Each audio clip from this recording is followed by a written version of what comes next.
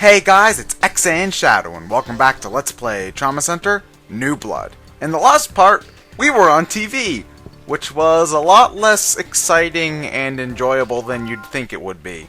And in this part, well, it's kind of hard to explain in one easy to define sentence, so I'm just gonna let the characters do the talking for me. Sound good? This is Mr. Good. Nelson, the president of Humani. Nice to meet you. The pleasure is all mine. I saw you on Miracle Surgery. The two of you are quite talented. Except for that time where you lost and the other guy did better than you, but you know what I mean. Giving us more credit than we deserve. We couldn't have done it without Cynthia and Isabella's help. Actually, I believe it was Cromwell who gave us the little thingies that let us do the aneurysms. Our products have whatever. gained greater exposure. So, are you here to show us your latest product? No, nothing of the sort. I mean, it's not like you're going to be using it anyway. I'd be showing that to Isabella and Cromwell so that they could do more stuff with it. Duh. So anyway, now we get to go watch hockey. I'm not really a sports guy in general, but hey, it's better than watching, like, soccer or basketball or something, so, oh well. Being from Alaska, you must be a Poohawks fan, huh, Dr. Vaughn? Actually, I was only there for a brief stint, so... Oh, what was that? Don't care, I only heard the words Alaska. They're a specialty here. And, Isabella, I do not want any of your crab How about you cake. two? Sure, I'll try one. Hey. Oh, they look But, Thank wait, you. Valerie wants Isabella's crab cake. I don't know if I should like that or not. We were transferred to Caduceus because of that incident. Oh yeah, we gotta remind the players that Professor Wilkins is still kidnapped. Yeah, that might kind of be important to remind us of. Is related to Stigma. That letter we received was pretty creepy. I mean, it was typed in Comic Sans and everything. Who uses that font? But so far, no clues. He taunted us with his pathetic dribble. Even a chimpanzee could write a better letter. Actually, I'm pretty sure chimpanzees can't write. Or even if they can write, it takes a whole lot of training. Besides, Cynthia, please do whatever you can to assist our associates with their stigma research. Yes, sir. That was brutal. Did you see that? He hit him so hard his stick broke. You know, it would have been nice if we could see that, but nope, we're stuck with sliding heads. Yeah, that's just one thing where it's... I know that the dialogue and the writing is pretty good overall, despite the stupid.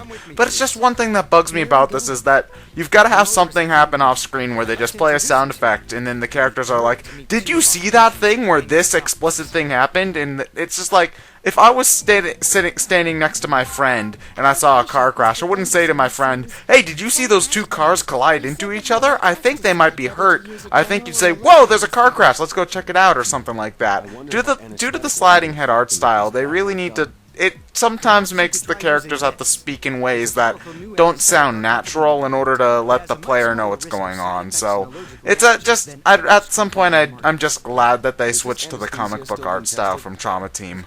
So anyway, yeah. Anyway, we've got another operation here on Thor. For Asgard! Yeah, no, not that Thor. It would be cool if we could operate on that Thor, but considering the last time he was in a hospital, I might not want to be the doctor there.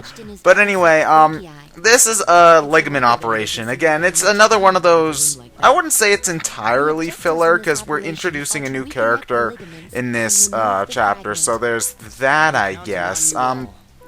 But the operation itself is another one of those things that we sort of do once and then never touch again, so I guess that's something. Again, I don't mind these too much, especially since, you know, operating... if you were a doctor in the seats for a hockey game and you saw one of the players getting pretty hurt, you know, you might help, you know. That just seems something relatively common sense. But anyway, yeah. So we start off this operation with your pretty standard cuts and bruises, you know. Nothing too special, but here is where the real operation really starts.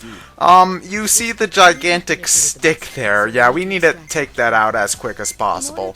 So, but that's relatively simple, you know. It's just a matter of draining the blood and pulling the stick out. So, since that's easy, I recommend doing that first. However, we're going to need to you're going to need to suture that together as opposed to using a pad, which is sort of odd because normally they give you a pad to put that together, but whatever. However, this stage has something very similar to the heart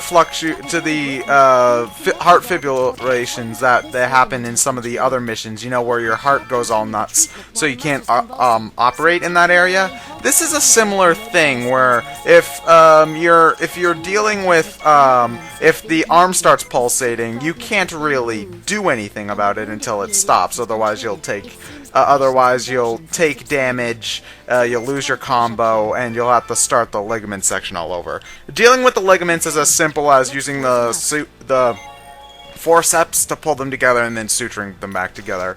So this is, again, a very, very short and simple mission, but because there's another one of those you have to stop and wait, it's kind of annoying, but it's an interesting idea, I guess. It would have been a little bit more interesting if we haven't already had this gimmick before, you know? Like the anesthesia fuck up is the same as the heart fluctuation gimmick that we've already had, so I would have liked it better if the anesthetic did something else, like moving his arm took away the progress that we made automatically, so you have to do it again, maybe? I'm not sure. But that operation exists, I guess, is all I can say about it. 6 months? Chris Hemsworth, what did they do to you? Jesus, your hair! God! Numbness from the anesthesia.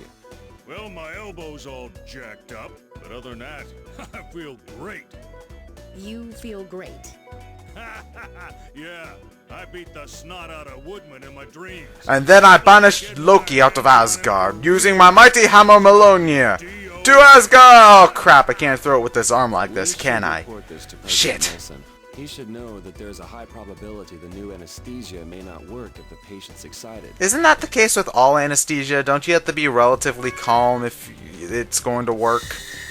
I guess this is a case of side effects, severe side effects if the patient's excited, but whatever.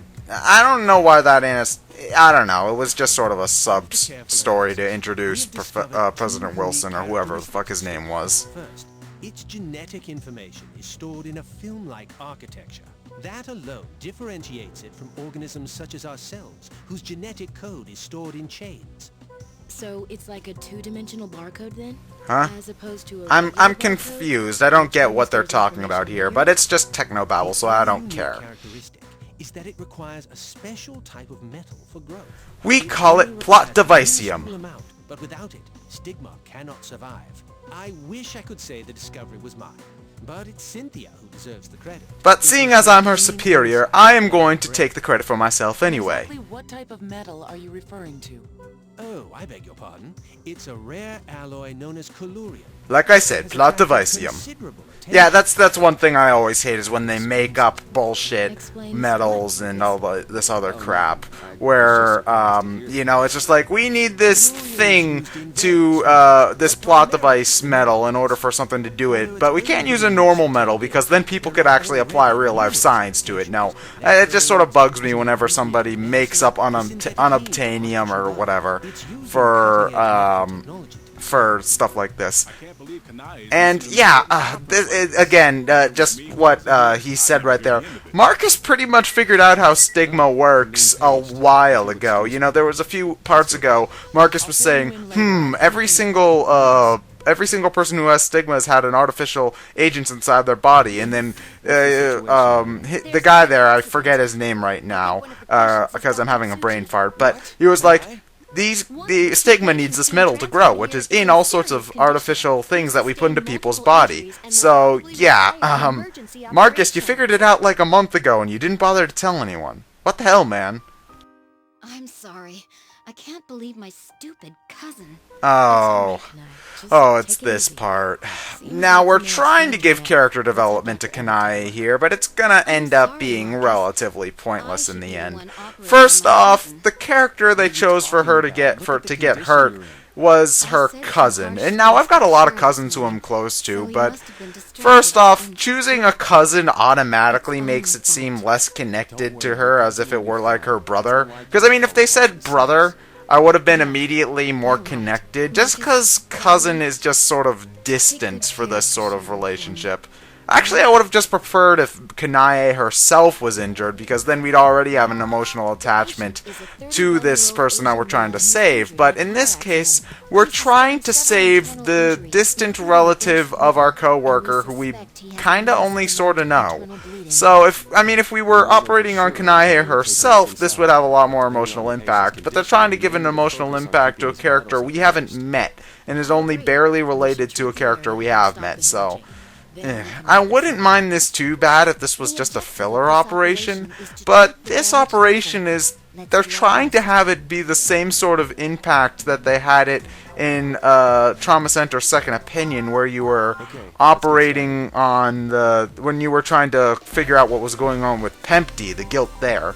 It's the same sort of thing where you operate on the same patient in multiple operations in a row, and they're trying to have the same emotional impact, and it doesn't really work when you don't have this attachment to the character and you barely talk to him. It's just the emotional impact isn't quite there in this situation, and I applaud them for trying at least, but there were a few other steps they could have taken in order for this to work a little bit better. Anyway, this operation is odd. I don't know if there's really a good way to take care. Oh, God fucking damn it, I hate that. They start you off with decent vitals so you think you have a chance, and then they throw the defibrillator at you, and then you're stuck down, and then pretty much once the defibrillator comes out, you're stuck in mid to low vitals. You shouldn't even bother trying to get back up to green. So, I fucking hate it when they do that. If you want us to start with low vitals, just start with low vitals. Don't give us false hope and shoot that right out the window. Anyway, the thing about this operation is that there's lots of blood going on. You've got those you got the little minuscule cuts there that you can just ignore. But you see all the blood around those little outline squares? The goal of this operation is to clear out all the blood so you can put pads on all the squares and then use antibiotic gel to clear them away. The thing is that the blood is the blood reappears really fast, so it's hard to get all the squares on at the right time. So this is what you should definitely choose Marcus for this mission, because the suturing won't work. God fucking damn it, suture man! Jesus, this has got to be like the 6th time. Usually new blood is better about the suturing than that. Oh, because there was a tiny bit of blood covering it, I couldn't do anything about it. Yeah, that makes sense. So anyway, we want to put these little gauze pads on all of the squares there, but we got to do it before the blood reappears, which is really annoying. So what I usually end up doing whenever I get to this mission is just abuse the healing touch. Abuse the healing touch to your heart's content, because now that we've got the healing touch back, we can put everything on, you can put all the squares on without having to worry about blood doing it. And I can't believe it. Heart defibrillations can't let me pick up a piece of gauze on a tray that's not even touching the body. Are you serious, game? Are you fucking serious? So anyway, that'll happen if you take too long. The blood will start to form, and then all of your progress will go away. It's really annoying, really frustrating, and if I didn't get screwed... Oh, God fucking damn it! If I didn't get screwed over by this fucking blood, I would have been fine. It's yeah. Fuck this. Anyway, jump cut. So, anyway, this is how you're really supposed to do it. Make sure you have plenty of healing touch time, and then put all of the gauze on at the same time. It's, again, the defibrillator can really fuck you over here, but it's generally not a hard mission, it's just an annoying one. This shouldn't be difficult, but it just ends up being because of the arbitrary fucking blood thing. I don't get it. If the pad can't handle blood, then how do we expect it to heal the wound in the first place? I mean, really. And I hate operations that end like this, because they're like, okay, we fixed them, but that's not gonna really do anything. So, yeah, I mean, I guess we win, but we don't really win, because he's not better. He's just not. And I don't understand how he's not better. We put the membrane over the wound. He should heal, shouldn't he? Ugh. Is this medically accurate at all? I mean, I know the Stigma stuff isn't, but is this operation medically accurate at all? Need another operation. We'll have to monitor his progress. It was fortunate that Kanae didn't sustain any serious injuries. It'd be bad if we lost a plot important character.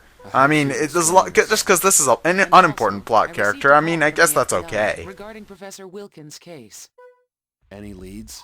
they want to run background checks on all the professor's personal and professional contacts. They haven't done that already? Now that the public knows about Wait, Stigma, really? I'm You didn't concerned check that out his family and friends when as soon as he went he'll missing? be behind bars God, the soon. government in this universe sucks. Anyway, next part we fix Kanae's cousin. For real this time. I'm ExandShadow, and I'll see you guys later.